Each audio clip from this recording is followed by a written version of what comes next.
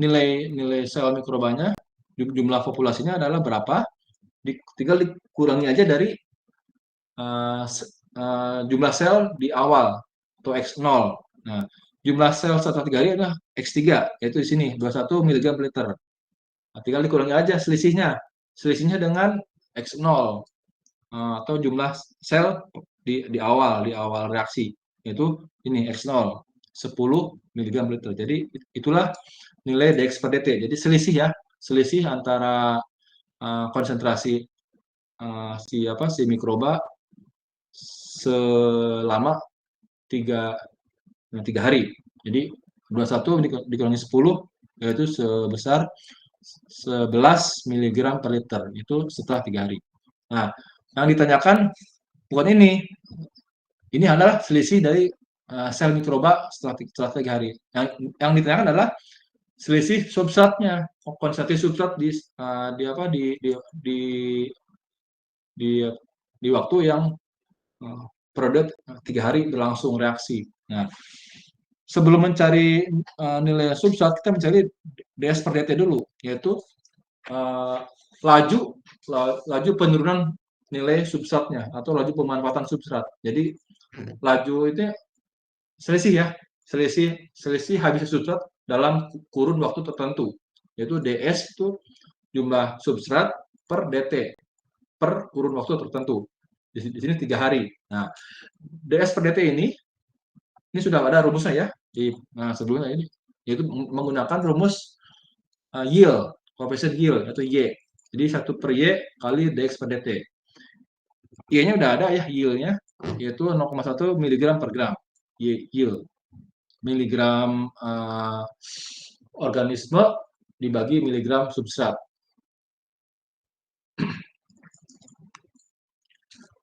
dx per dt udah ada juga, yaitu 11 tadi di jawaban sebelumnya. Jadi tinggal dihitung, y-nya kan 0,1 ya, taruh di bawah. dx per dt 11 taruh di atas. Jadi dx per dt atau laju pemanfaatan substrat sebesar minus 110 mg per liter. Kenapa minus? Karena yang namanya substrat itu lama-kelamaan habis. Jadi yang awalnya banyak menjadi berkurang. Makanannya itu dimakan ya, habis. Jadi minus nih. Tanda minus ini adalah mengacu kalau si substratnya adalah berkurang, nilainya menurun. Kalau plus dia nambah.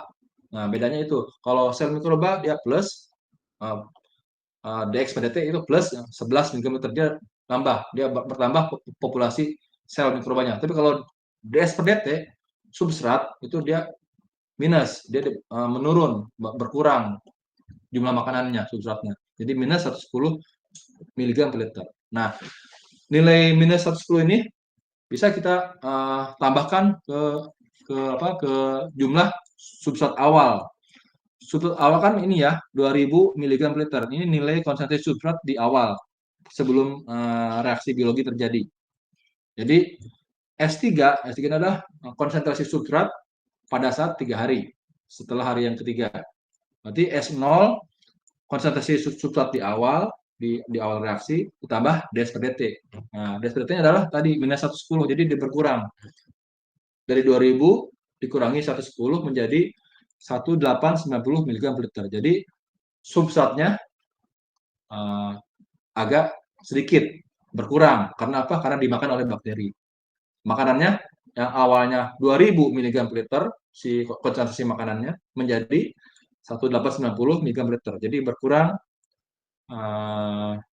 sebanyak 110 mg setelah kurun waktu 3 hari. Jadi itu yang dijawab oleh soal tadi. Jadi masih tetap gampang ya, walaupun agak rumit, tapi ini masih bisa dijawab lah, masih agak gampang lah. Hanya tinggal diatur pemikirannya teorinya ya. Yang namanya substrat sama namanya sel mikroba itu berbanding terbalik.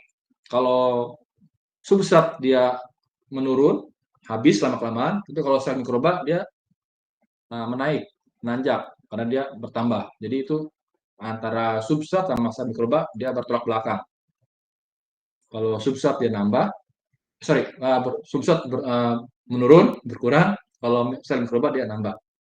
Itu yang harus dipikirkan, yang harus diingat pada saat menjawab soalnya. Jangan sampai ketukar. Ada lagi rumus yang kedua, yaitu rumus Arrhenius. Ini mungkin pernah dibahas juga ya di pertemuan-pertemuan sebelumnya, pesawat Arrhenius ini. Jadi di minggu yang lalu di kinetika kimia. Jadi ada namanya nilai nilai konsentrasi reaksi, ada nilai temperatur ya. Karena ini pesawat ini menghubungkan antara temperatur dengan konsentrasi laju reaksi. Jadi ada semacam hubungannya antara temperatur dengan laju reaksi. Jadi beberapa reaksi biologi juga sama. Dia ada pengaruh suhu, temperatur. Kalau temperaturnya berbeda, mungkin dia akan berbeda. Karena beberapa bakteri ada yang bisa hidup di suhu tertentu, ada yang nggak bisa. Bakteri yang bisa hidup di suhu tertentu namanya uh, ada apa? Ada mesofil, ada akrofil dan sebagainya. Jadi nanti beberapa bakteri memiliki spesifikasi kondisi kondisi lingkungan yang berbeda. Ada yang bisa hidup di suhu rendah, ada yang bisa hidup di suhu tinggi, ada yang hanya bisa hidup di suhu normal. Nah, perubahan suhu akan mempengaruhi laju reaksi mikroba tadi, laju pertumbuhan mikroba tadi. Nah, ini laju reaksi ini di sini berarti melambangkan jumlah penambahan sel-sel mikroba atau sel-sel biologi. Karena di sini ada persamaan biologi ya. Jadi di sini persamaan ini untuk reaksi biologi. Kalau yang dulu yang kita pelajari sebelumnya itu perubahan konsentrasi secara kimiawi. Jadi tidak ada unsur biologinya. Di sini perubahan sel konsentrasi laju reaksi secara biologi. Bedanya apa? Bedanya ini nilai tetanya. Nilai koefisien koreksi temperatur. Kalau di reaksi kimiawi itu biasanya setiap kenaikan 10 derajat Celcius dia bisa menaikkan laju reaksi menjadi 2 kalinya. Biasanya seperti itu kalau di reaksi kimiawi. Makanya nilai tetanya adalah 1,072. Itu kalau reaksi kimiawi. Tapi kalau reaksi biologi berbeda. Untuk proses biologi, pengelolaan biologi, itu nilai tetanya biasanya 1,03. Jadi lebih apa? Lebih lebih kecil sedikit ya. Walaupun agak mirip ya. Kadang ada yang sampai 1,09 juga ada beberapa. Pokoknya ranknya antara 1,01 sampai 1,09. Cuma umumnya yang paling umum itu adalah 1,03. Jadi kalau misalkan di soalnya tidak disebutkan nilai tetanya, untuk proses biologi kalian pakai yang ini 1,03 nilai tetanya. Yang lainnya nilai K sama nilai T ya temperatur itu ada di soal. Contohnya ini juga contoh soal nomor 6. Ini udah dikasih juga untuk yang NPM-nya genap ya. Jadi ada penelitian di lab ya. Pertama pakai suhunya suhu 23 Celcius. Suhu yang mungkin normal lah ya, suhu 23. Yang suhu kamar, suhu ruangan. Walaupun agak dingin ya. Tapi di lab biasanya kan memang suhunya dingin kalau di lab. Dia ada AC. Beberapa lab itu harus pakai AC biar tetap awet bahan-bahan kimianya, reagennya. Makanya suhunya di lab itu agak dingin. Nggak sama dengan suhu di luar ruangan. Jadi antara 20 sampai 23 lah. Sampai 25 mungkin bisa, maksimum 25.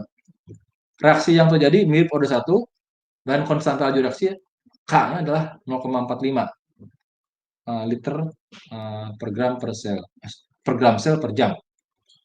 Koefisien koreksi suhunya atau theta tadi adalah 1,03. Ini berarti reaksi biologi ya, bukan reaksi kimiawi. Ini reaksi biologi, mana 1,03 nilai tetanya. Yang ditanyakan konstanta laju reaksi pada suhu tinggi.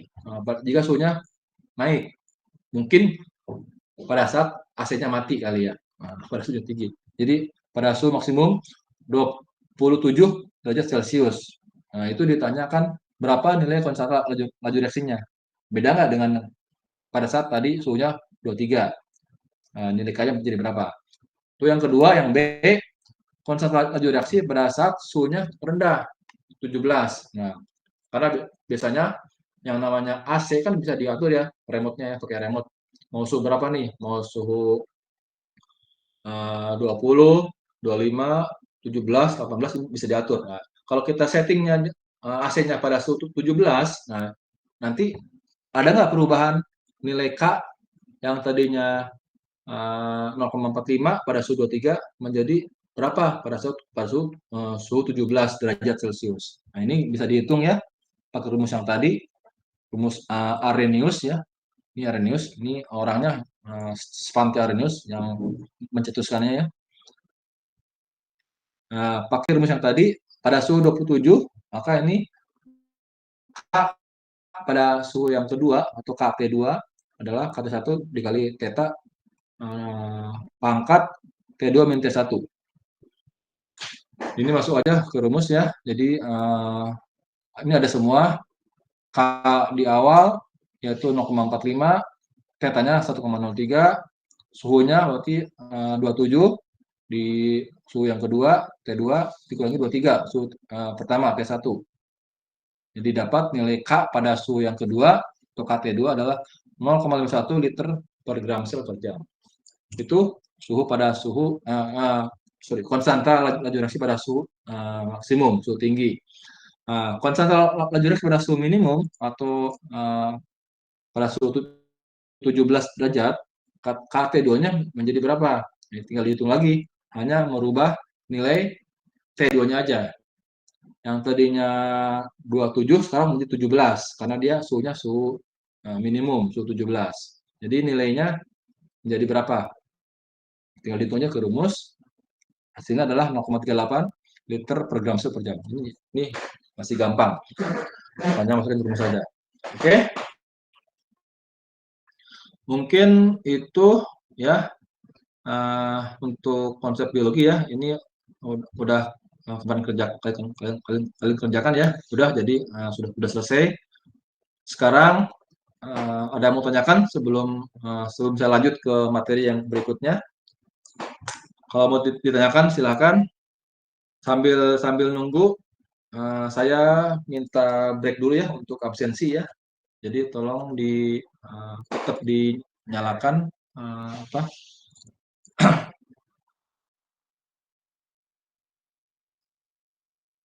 di layarnya. Jangan dulu keluar ya, jangan dulu sign out. Mau saya ambil data absensinya sebentar. Sambil nunggu boleh kalian mau nanya silakan. Nanti saya jawab sesuai pertanyaannya.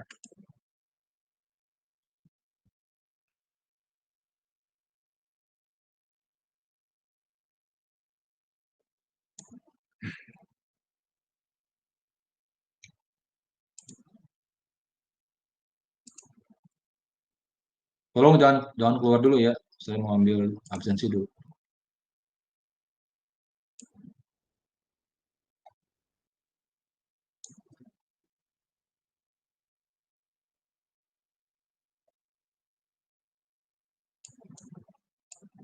Nanti setelah ini kita lanjut ke materi berikutnya ya.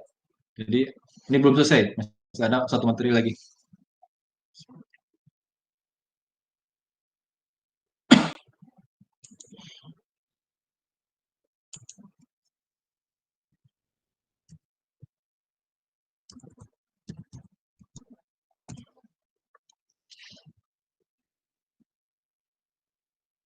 Silakan kalau mau nanya silakan. Kalau yang mau tanyakan.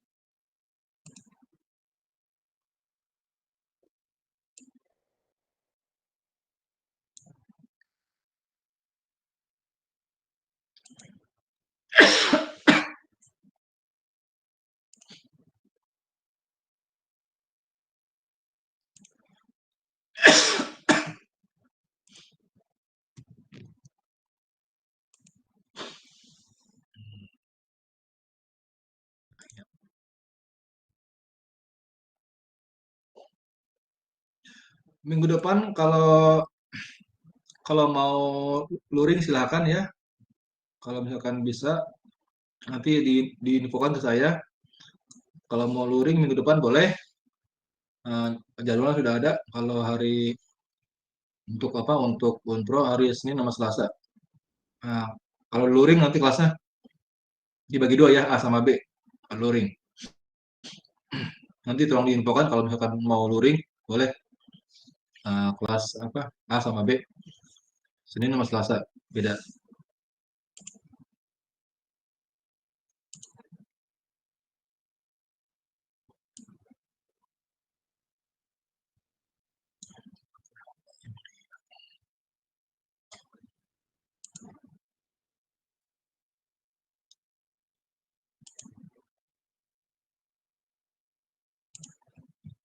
Kalau nggak bisa ya berarti daring lagi.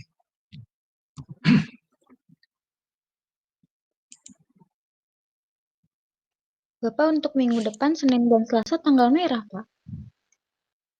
Oh ya merah ya? Iya, Oh ya Pak. Senin Senin merah ya? Oh iya, gimana ya? Ya emang nggak kalau misalkan yang merah nanti digeser aja. Kalau yang Selasa kan enggak ya? Selasa merah nggak? Selasa libur juga, Pak. Libur juga? Oh, berarti hari Jumat lagi aja ya? Kalau kalau merah lagi berarti Jumat lagi aja. Berarti daring lagi aja. Soalnya kan kalau Jumat kita bukan jadwal kita, jadi nggak bisa luring kalau Jumat. Kita hanya jadwalnya Senin sama Selasa aja kalau yang unit proses ya. Jadi kalau misalkan Selasa, Senin sama Selasa nggak bisa, ya udah berarti Jumat tapi daring, bukan luring. Itu apa eh, konsekuensinya kalau kalau daring nggak dapat tempat. Sorry kalau kalau kalau pindah jadwal berarti nggak dapat tempat kalau pindah jadwal harus daring.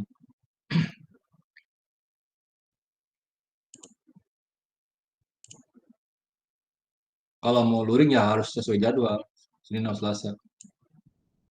Cuma kalau nggak bisa berarti ya paksa daring lagi.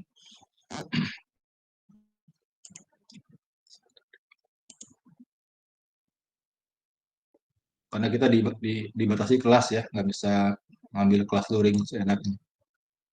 Kalau daring boleh, boleh kapan aja.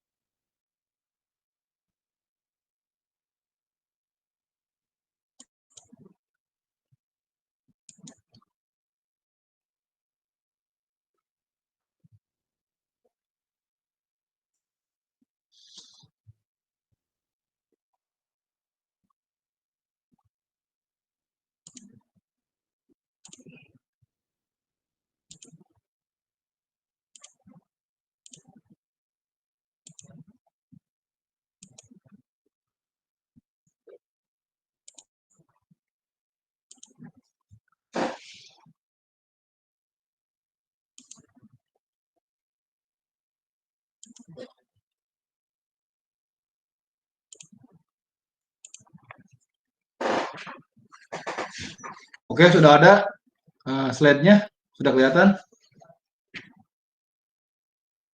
Ada ya? Sudah, Pak. Kita sampai jam berapa sih? Sampai jam 4 ya?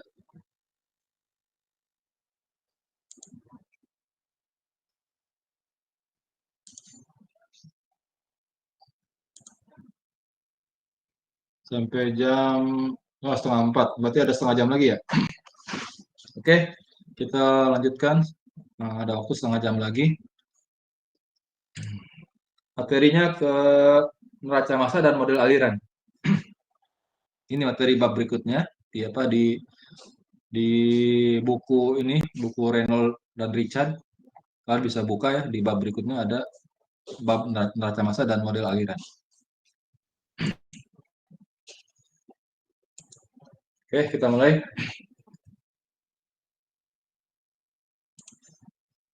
Pertama kita masuk ke neraca massa dulu.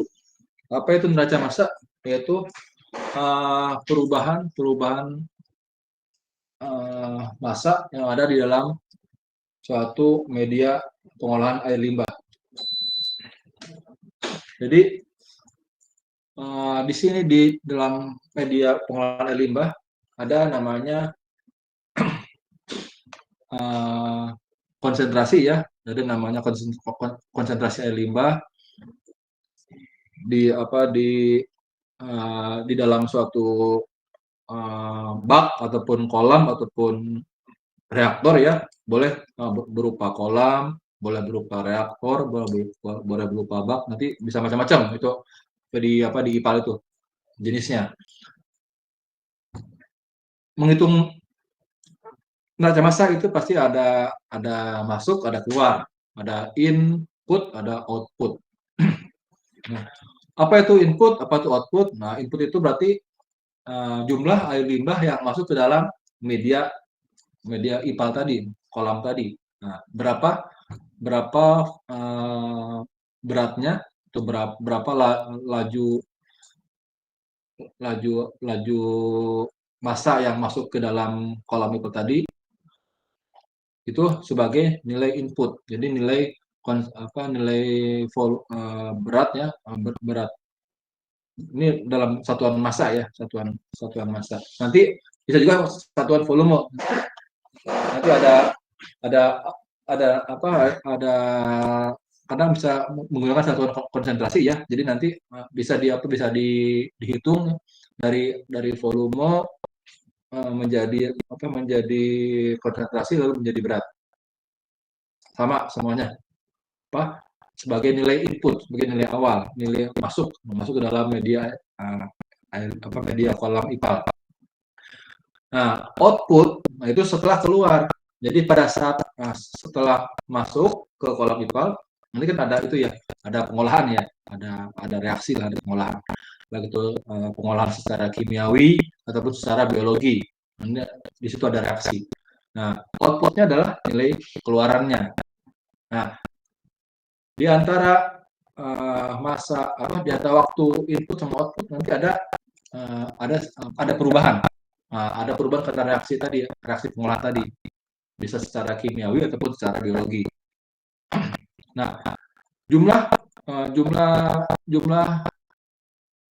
massa ataupun jumlah volume ya yang nyisa dari proses tadi, pengolahan limbah tadi itu sebagai akumulasi. Jadi nilai hasil sisa dari proses yang berlangsung dalam kolam itu tadi, dari input yang masuk lalu dari output yang keluar sama karena adanya pengurangan akibat reaksi pengolahan limbah. Jadi kalau dituliskan dalam persamaan itu menjadi ini menggunakan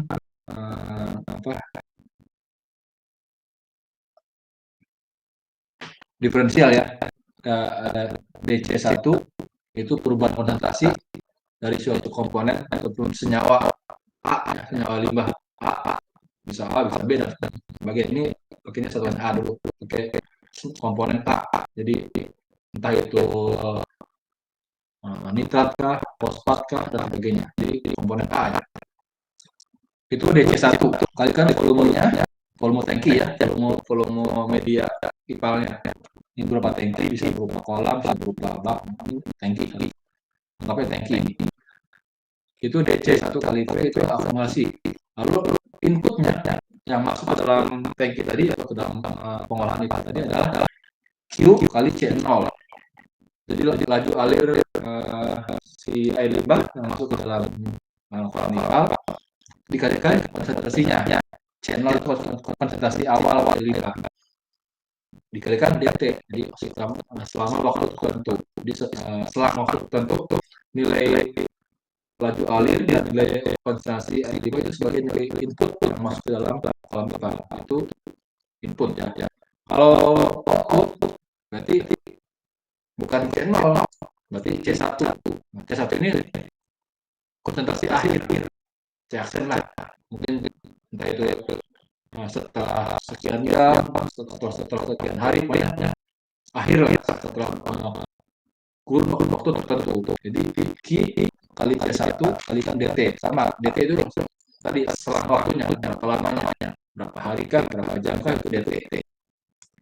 Jadi ambil apa ya antara itu output, jadi laju alir itu Q ya, laju alir masuk keluar air itu Q. Bedanya kalau input C0 itu adalah si awal yang masuk, kalau output adalah C1 atau C akhir, konsentrasi akhir. Itu bedanya antara input dan output. Ada lagi pengurangan reaksi. Ini pakai rumusnya adalah V dikalikan R. R itu volume tangki. R itu apa? Itu laju reaksi yang kita bahas di materi kinetika. Bisa laju reaksi secara kimiawi ataupun laju reaksi secara biologi, secara mikroba apa. Itu R sama kita R.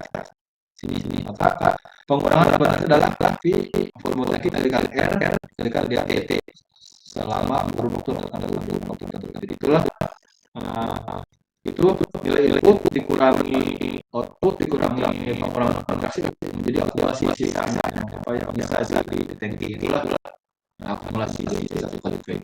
Itu yang kita hitung di permasalahan dalam sains ini. Nah itu kalau DT-nya kita kumpulkan setiap ruas kan ada DT ya. Kalau kita kumpulkan baik seperti ini. DC 1 DT sama dengan V kali C0 kali VR dikurangi C1. Jadi ini semuanya per DT. DT-nya digabung ke ruas sebelah kiri. Jadi DC 1 DT. Dari sini digabungkan dengan DT-nya seperti ini di atas ini. Nah, reaksi ada dua macam bisa di sini pakainya ada reaksi pada 0, ada reaksi pada 1. Ini udah sering kita bahas ya di tiga kimia dan biologi.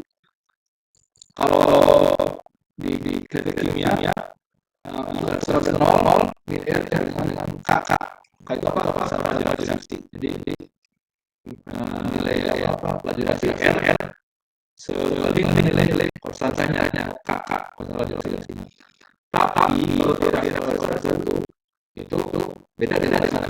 Jadi nilai R itu atau reaksi itu adalah nilai konstantasi dengan konsentrasinya. Kakak kan C. Ini lihat kita bisa buka lagi di materi kimia ada R dengan kakak ada R dengan kakak C itu beda. Kenapa beda reaksi? Karena beda reaksinya. Yang udah satu. Nah ini dengan perbedaan ini antara nilai ini yang satu kakak C maka bisa ditunggu ke bawah ya. Konsentrasi akhir atau C1 untuk reaksi adalah C0 dikurangi kakak konsentrasi dikalikan kata apa itu kata itu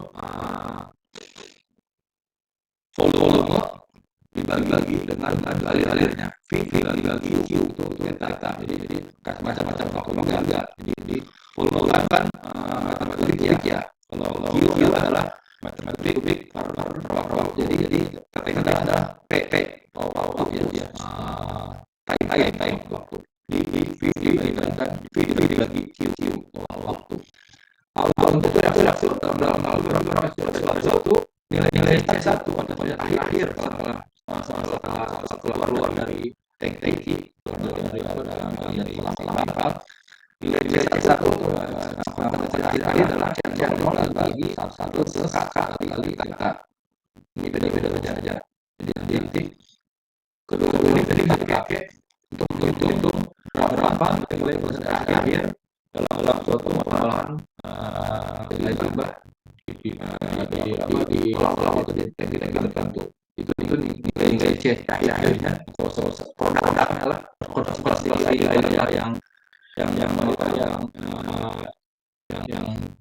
akhir didapatkan setelah berkurang karena reaksi tadi menjadi berapa?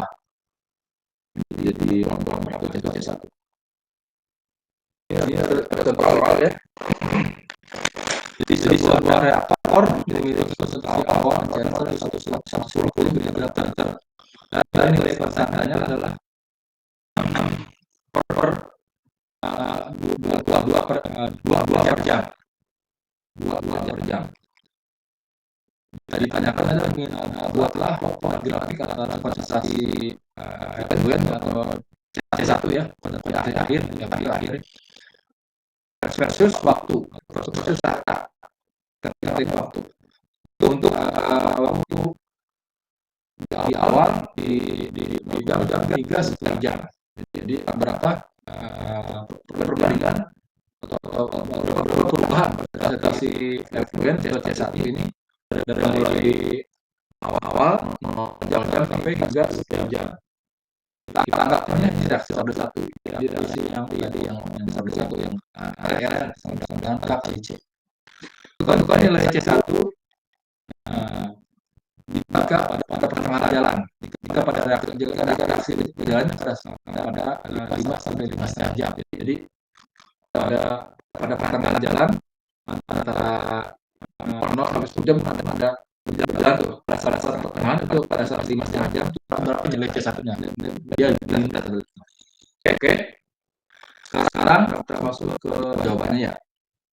Karena ini reaksi order 1 kita pakai rumusnya yang order 1 yang ini C1 sama dengan C0 dibagi 1 ke K kali theta.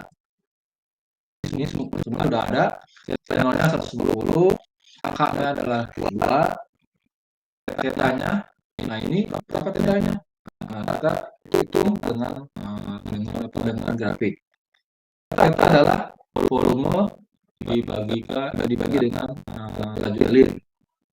Di sini kita hitung dengan grafik ya. Ini kita anggap theta-nya katakan waktu ya. Jadi ada waktu 0 jam sampai dengan 10 jam. Kita asumsi variasi waktu ya. Jadi pada saat jam ke 0 sampai ke jam 10 jam. Jadi ini ada variasi waktu 0, 1, 2, 3, 4, 5, 6, 7, 8, 9, 10. Dengan theta yang berbeda, masuk ke rumus jadi tinggal mencari aja theta-nya. Jadi pada theta 0 berapa, theta 1 berapa, theta 2 berapa sampai ke theta 10 jam. Jadi dapatlah nilai C1. Jadi nggak bisa masuk ke rumus tadi. Nah ini dari sini baru dibuatkan grafik.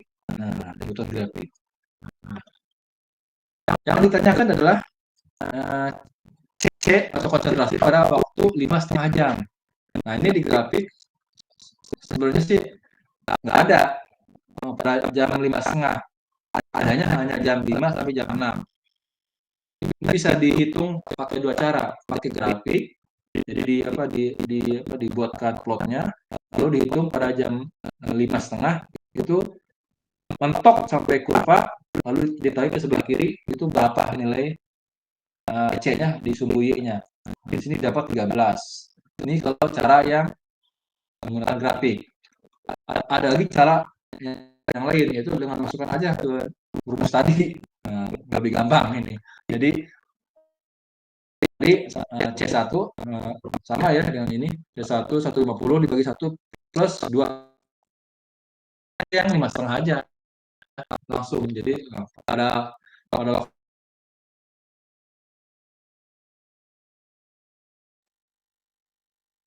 sama 13 miligram per liter konsentrasi efluennya setelah 5,5 jam. Jadi gampang ya. Boleh pakai apa langsung di rumus seperti ini. Di sini dibuat grafik karena memang disuruh oleh soalnya. Ya nggak usah, langsung aja pakai rumus ini. Oke, lalu model aliran. Model aliran ada yang berbeda ya. Nah, jadi setiap reaktor itu berbeda jenisnya. Ada yang sistem kontinu ya, tadi yang udah sampaikan. Dia jalan terus, air limbahnya nggak ada matinya, nggak berhenti. Ada sistem batch, jadi dia per siklus. Jadi misalkan dia bikin produk ini selesai, misalkan bikin kainnya selesai satu siklus, dia berhenti dulu, berarti batch itu sudah selesai. Berhenti dulu sehari 2 hari, nanti bikin lagi kain berikutnya di batch kedua. Jadi itu namanya sistem batch, jadi nggak continue. Ini beda cara menghitung model alirannya. Jadi nanti menghitung lajunya juga beda, jadi semuanya beda. Waktu tinggal juga beda. Untuk model aliran yang sistem kontinu ada 3 jenis ya. Yang sistem kontinu nih, ada yang alirannya plug flow atau aliran sumbat. Jadi dia berupa kontennya berupa semacam tabung panjang ya. Jadi reaksinya berupa tabung yang berbentuk panjang. Jadi sistem kontainer ini ada rasio panjang dan lebarnya. Untuk yang aliran sumbat atau aliran plug flow itu cenderung lebih panjang dibanding diameternya. Jadi antara panjang si reaktor dengan diameternya itu kira-kira 50 banding 1. Itu namanya sistem plug flow. Jadi cenderung lebih panjang seperti tabung atau silinder. Ada lagi yang aliran tercampur sempurna atau completely mixed flow. Ini biasanya menggunakan pengaduk. Jadi di reaktornya ada pengaduk. Jadi semacam ada sendok lah yang buat ngaduk. Ini bisa dilihat nanti kalau ada tangki yang ada pengaduknya, berarti dia masuknya ke aliran tercampur sempurna atau completely mixed flow. Ada lagi aliran sumbat dengan dispersi atau plug flow with dispersion. Ini bedanya apa? Ini gabungan ya, gabungan dari sistem plug flow dengan sistem mixed flow. Jadi dia bentuk kolamnya memanjang, tapi ada pengaduk juga. Kalau yang murni plug flow tidak ada pengadukan, jadi hanya benar-benar mengalir secara alami aja, secara normal. Tapi kalau yang with dispersion, jadi ada pengadukan juga. Jadi ini campuran. Kalau yang completely mixed flow, dia tangkinya tangki yang nggak panjang, hanya tangki biasa aja. Jadi berbentuk bisa kotak kah, bisa bisa bulat kah, tapi nggak panjang. Itu tangki biasa. Tapi kalau yang plug flow, tangkinya agak panjang. Kolamnya berbentuk panjang. Jadi dia ada kolam panjang plus ada pengadukan dispersion. Jadi ini namanya aliran sumbat dengan dispersi. Bisa berubah-ubah ya alirannya, jadi nggak konstan. Nah ini bedanya ya. Ini untuk aliran yang plug flow, jadi seperti ini. Jadi dia kolamnya berbentuk panjang, dia ada perubahan konsentrasi ya setiap kurun waktu tertentu dari mulai C0 hingga ke C1. Nanti bisa dihitung perubahannya di awal reaktor, masih pada saat input mungkin berbeda di akhir. pada C1. Jadi nanti bisa dihitung, bisa dibandingkan antara nilai C1 dengan C0. Biasanya untuk yang normal, yang tidak ada pengadukan, ini nilai waktunya sama. Jadi dari mulai awal sampai akhir itu perubahan waktu sama. Jadi tidak ada proses yang bisa membuat dia lebih cepat karena dia berjalan normal, berjalan secara alamiah. Jadi waktu di awal mulai bereaksi sampai di akhir sama selang waktunya. Konsentrasinya sama. Ini yang aliran yang tercampur sempurna. Jadi yang berbentuk semacam tangki ya, tangki silinder, tangki bulat. Lalu ada pengaduknya. Jadi dia bukan kolam panjang, bukan, tapi berbentuk tangki pendek, ada pengaduknya. Ini bisa dihitung di sini. Jadi nilai perbandingan antara konsentrasi akhir dengan konsentrasi awal beda dengan tadi. Kalau tadi kan cenderungnya konstan ya, sama. Ini beda, ada rumusnya. Jadi ini rumusnya adalah C1 per C0 atau perubahan konsentrasi akhir dengan konsentrasi awal adalah E atau E natural pangkat minus Q laju alir diberikan volume dikalikan waktu. Jadi itu adalah nilai perbandingan antara konsentrasi awal dengan konsentrasi akhir. Itu yang aliran yang completely mixed flow atau tercampur sempurna. Nah, yang aliran sumber dan dispersi itu beda lagi. Jadi dia ada reaktor panjang, kolamnya panjang, lalu ada penambahan pengadukan. Jadi terdispersi secara sempurna pengadukannya. Ini seperti ini ya gambarannya. Jadi nanti di awal sama di pertengahan jadi berubah sesuai dia ada di mana, siapa si elemen tadi atau si senyawa elemen tadi dia berada di dalam kolam IPAL tadi. Nah, ini udah selesai ya. Saya ada tugas lagi ya. Jadi di materi ini tugasnya gampang, sama dari contoh soal tadi, sama dengan contoh materi-materi yang di kritika kimia. Jadi nanti ini ada semacam hasil suatu reaksi ya selama kurun waktu tertentu ya dari 0 sampai 30 jam. Reaksinya si konsentrasi si zat A-nya atau komponen A-nya dia berubah, berkurang dari 50,8 menjadi 7,6. Yang dihitung adalah order reaksinya dan laju reaksinya. Jadi dia ordernya apakah order 0, apakah order 1 atau order 2. Tapi di sini mungkin hanya sampai ke order 0 dan 1 doang. Yang 2 nggak dipakai lah karena nggak ada rumus nilai C-nya. Jadi nilai order reaksi dan laju reaksinya apakah dia order 0 atau order 1. Lalu konsentrasi zat A setelah 20 jam. Jadi ini kan nggak ada yang 20 jam ya. Nah, ini boleh kalian bikinkan dalam bentuk plot grafik atau boleh pakai rumus yang tadi yang ada di slide yang di awal tadi. Ini soal untuk yang laki-laki. Soal untuk yang perempuan yang ini. Dia hampir sama, cuma beda di tabelnya aja. Dia soalnya hampir sama, bedanya ini waktunya dari 0 sampai 60 jam. Dan ini nilai konsentrasinya dari awal 90, akhirnya menjadi 23 mg per liter. Yang ditanyakan sama, order reaksi dan laju reaksi, sama kayak soal yang dulu ya.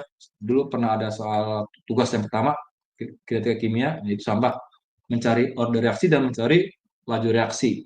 Pakai grafik ya, pakai plot. Lalu ditanyakan konsentrasi A setelah 18 jam. Nah, ini di sini nggak ada kan 18 jam kan? Adanya 10 sama 20. Nah, tinggal hitung yang 18 jam itu berapa. Pakai rumus yang tadi atau pakai grafik. Nah, silahkan dihitung konsentrasi zat A setelah 18 jam berapa nilai C-nya. Oke, selesai materi saya yang tadi yang biologi udah selesai. Sekarang yang model apa bab yang gini pun udah selesai juga yang neraca massa dan model aliran. Kalau mau ditanyakan silahkan. Ini tugasnya saya bedakan antara laki-laki dan perempuan ya. Jadi yang laki-laki menjawab yang ini, yang perempuan menjawab yang ini. Jadi biar nggak sama, biar ada variasi soal. Jadi nggak itu semua. Jadi dibedakan untuk laki-laki dan perempuan. Dikerjakan lalu dikumpulkan di classroom lagi. Nanti saya buatkan itunya menu tugasnya di classroom. Dikumpulkannya pada saat pertemuan berikutnya. Kalau misalkan pertemuan berikutnya mau tetap hari Jumat, maka nanti dikumpulkan hari Jumat lagi. Tolong dikumpulkan sebelum kelas dimulai ya, jangan setelah kelas dimulai. Kalau setelah kelas dimulai berarti nanti ada pengurangan nilai dari saya. Jadi diusahakan upload tugas sebelum kelas berikutnya dimulai. Kalau lewat nanti ada pengurangan nilai. Oke, ada yang mau tanyakan sebelum saya tutup? Ini menggunakan jawabannya menggunakan metode grafik ya, kayak di tugas pertama. Jadi ada grafiknya. Apakah dia berbentuk orde 0, apakah orde 1, atau orde 2. Jadi dilihat dari grafiknya. Menggunakan grafik persamaan tadi